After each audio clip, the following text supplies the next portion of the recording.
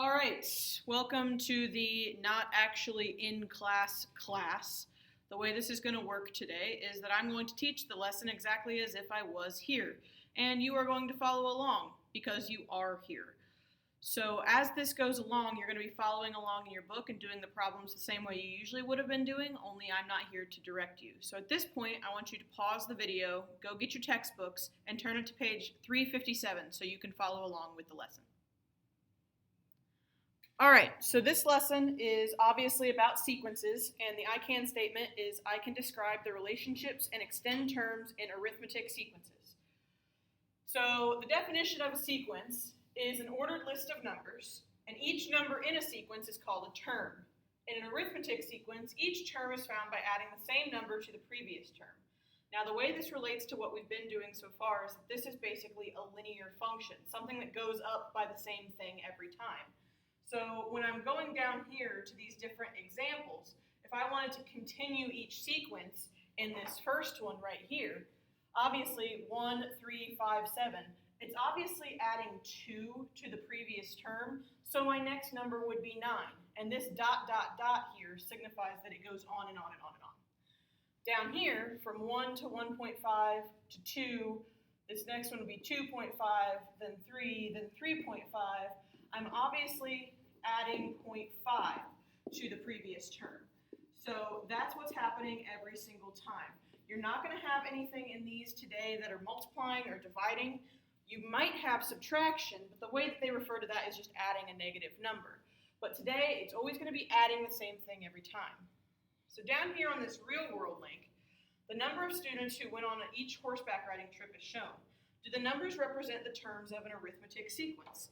Well, the way that we would figure that out is if it goes up by the same thing every time. So I'm seeing here it goes up by 1, but here it goes up by 2, and then it goes up by 3, and then it goes up by 4. Yes, there's a pattern here, and that takes place every time, but it's not an arithmetic sequence, because if it was an arithmetic sequence, it would have to add the same thing every time.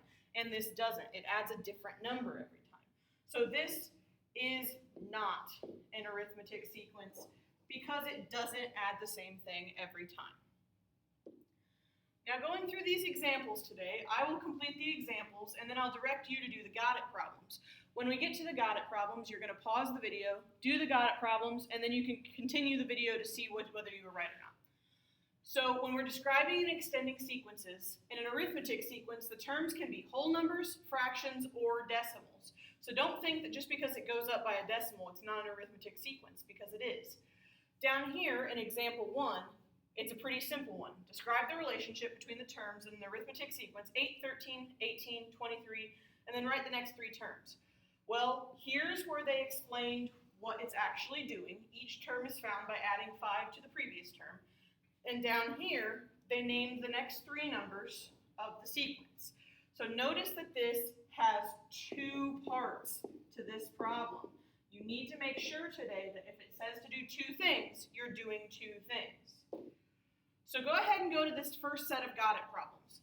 Pause the video here and actually complete these got it problems where you're describing the relationship between the terms and then writing the next 3 terms in the sequence. All right, so if I'm actually writing the next 3 terms of this sequence, so this is 0, 13, 26, 39. Obviously, the pattern here is we're adding 13 each time.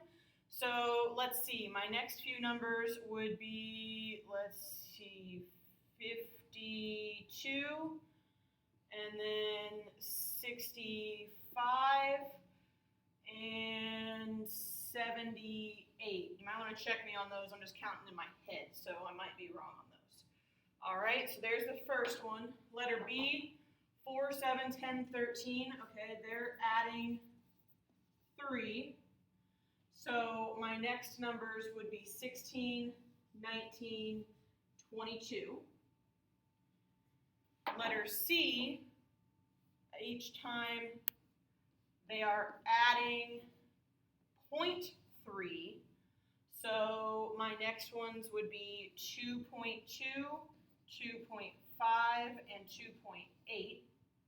Again, check me because I'm just doing all these in my head. And on letter D, it looks like we are adding 0.5 each time, so your next numbers would be 4.5, 5.0, and 5.5. So make sure you are doing both steps to each of these. You're describing the relationship and you're saying what comes next. Now, there are going to be times where they want you to write an algebraic expression the way we did yesterday. In a sequence, each term has a specific position within the sequence. Consider the sequence 2, 4, 6, 8. Well, they're telling you that 2 is the first term, 4 is the second term, 6 is the third position, and 8 is the fourth term. So when you're looking for a pattern between the position number and each term in the sequence, it's really helpful to make a table. And here's what I mean by this.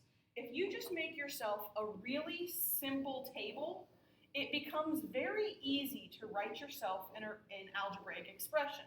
So here's my term number, and that's always just going to be 1, 2, 3, and 4. And then down here, you put in your pattern. So here, my pattern, and I'll do it in a different color for you, is 2, 4, 6, 8. And basically, the question you have to ask yourself in order to get an algebraic expression is how do you get from here to here? From here to here, here to here, and here to here. And it should be the same thing every time. So the question that you have to ask yourself, and this will be true all the way through algebra, is you're basically going to say, I multiply the term number, I'll call the term number n, by some number here, and then I add on wherever this sequence began. And when I say began, I mean what would the 0 term have been? And I'll show you what I mean here in just a second with that. But what do I multiply each term number to get the number that's in the pattern? So 1 times what gives me 2? Well, that'd be 2. Was 2 times 2 4? Yes, it is. 3 times 2 is 6. 4 times 2 is 8. So obviously, I take that term number and I multiply it by 2. Now, what I meant for this number over here is if I would have gone backwards on my table, where would it have been for the 0 term? In other words, follow your pattern backwards, and what would have been here? In this case, it would have been a 0, so I don't really have to put anything here other than 0. So at this point, my algebraic expression for this particular pattern is just 2n, where n is my term number. So if I wanted to say find the 100th term in the sequence, I could just do 2 times 100 and find out that my 100th term is going to be 200. So here is an example of how this works. The greeting cards that Meredith makes are sold in boxes at a gift store. The first week, the store sold 5 boxes. Each week, the store sells 5 more boxes. The pattern continues. What algebraic expression can be used to find the total number of boxes sold at the end of the 100th week? And what is the total? So first of all, they want an algebraic expression. They want to know how many are sold at the 100th week and what is the total. So what I'm going to look at here is how am I getting from the position to the value, from the 2 to the 10, the 3 to the 15. Obviously, they are taking something times that term position and getting it every time. Well, if you look, 1 times what is 5? That has to be 5. So it's 5n, and that's where they represented right here, is the actual expression. So then what they did, to find out how much they're going to make in the 100th week, they substituted in 100 for the term number, and said at the end of 100 weeks, 500 boxes will have been sold. And that just comes from doing 5 times 100. So the plus 0 is really going to come into play later, but for right now, it's just important that you know how this works, because it's going to get harder, probably starting a little bit later here. So I can describe the relationships and extend terms in arithmetic sequences. Can I do that every time? So here, if the pattern continues, what algebraic expression can be used to find the number of circles used in any figure? How many circles will be in the 50th figure? So they want me to find the expression and find how many are in the 50th figure. So I'm going to make a table for this. So my figure number, which I have 1, 2, and 3, and Now I'm going to leave a special place for the 0 right here, but I'm not going to write it in there yet. So I'm going to do this table. So I've got my figure numbers 1, 2, and 3. And in figure 1, it looks like I have 3 circles. So 3 circles here, so this is the number of circles. 3 circles, then 1, 2, 3, 4, 5, 6 circles, and then 1, 2, 3, 4, 5, 6, 7, 8, 9 circles. All right, so if I would have gone backwards 1 and asked you how many circles would have been in figure 0, it would have been 0, right? Because we're obviously adding 3 each time. So the way we would represent that as an algebraic expression, if I use the letter n as the figure number, would just be 3n. And then to find out how many circles will be in the 50th figure, all I have to do is substitute in 50 for the n and solve this. So there would be 150 circles in that 50th term. Obviously, you could sit there and draw 150 circles, but I don't think that you would want to. It would be horrible. So this is what you're doing today. Not really much more than what you've done before with finding patterns in elementary school, but back in elementary school, you probably didn't have to put it as an algebraic expression. So here's what you are going to be doing today. These are the different kinds of questions you could possibly have.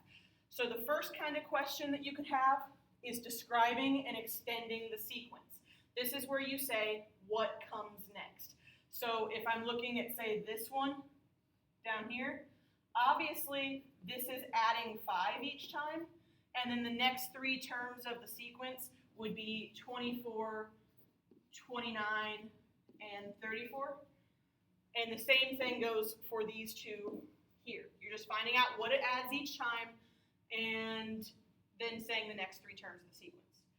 Number 4, you're going to have to actually write an algebraic expression. Hannah has a doll collection. The table shows the number of dolls she brought for each of the first 3 years. Suppose the pattern continues. Write an algebraic expression to find the number of dolls in her collection after n years. That basically means write an algebraic expression. How many dolls will Hannah collect during the 25th year? Well, I ask myself what's happening every time. Obviously, it's adding 6, which makes my algebraic expression 6n. Then I substitute in 25 years for the n, and that's going to give me how many dolls that she has after the 25th year. So I'm getting 150 here, and that's just by doing the basic algebra.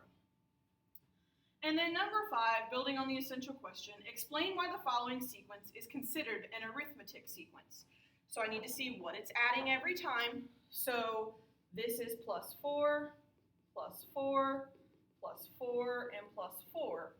So the reason why this is an arithmetic sequence, it adds the same thing every time. Now if I go backwards 1, you'd notice that it would have started at 1. And just because it doesn't start at 0 doesn't mean it's not an arithmetic sequence. It just has to add the same thing every single time. And this one does. Now, before you actually get started on your assignment today, I do want you to rate yourself here, telling me how well you understood after this little lesson. Now, the nice thing about this lesson today is that you can go back and re-watch any example as many times as you need to fully understand the material. If you don't understand something, go back and watch it again. There's also videos on Khan Academy that you can look up if you're not so sure, but you do still have an assignment to complete today, and I think it's fine for you to do this on your own. The assignment is page 361, 362, numbers 1 through 13, and they look exactly like everything that you've been doing in these examples. If you have any questions, please feel free to ask, and otherwise, try your best and get this done. It will be due tomorrow when I get back.